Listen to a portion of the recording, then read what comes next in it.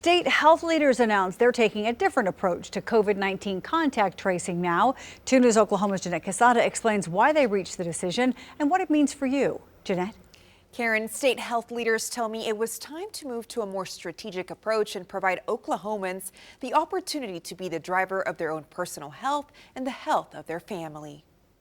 In the early stages of the pandemic, the state and Tulsa health departments assigned disease investigators to guide the public through the contact tracing process. They were responsible for calling each positive case in the county to provide guidance and recommendations on next steps.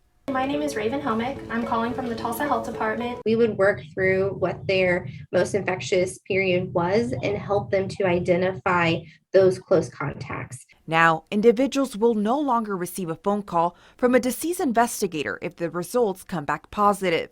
Instead, they will be prompted to follow a link that gives them resources to do their own contact tracing. That will allow them to verify who they are, and then they can go in and access letters, for example, if they're needing isolation letters or return to work letters, as well as proper or appropriate isolation and quarantine measures. And it does allow them to fill in all of their symptomology information and then identify those contacts. Jessica Rice, epidemiology supervisor with the Tulsa Health Department, says this transition will help their department assign disease investigators to high-risk settings such as correctional facilities, homeless shelters, long-term care facilities, or even schools. It's just a refocus of our efforts. We have the tools, the public health tools in place, mask wearing, testing. We have our self-service case investigation through the Oklahoma State Department of Health.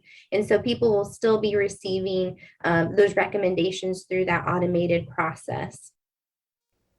And Rice says if you still have questions, you can always contact the Tulsa Health Department, and they're happy to assist you.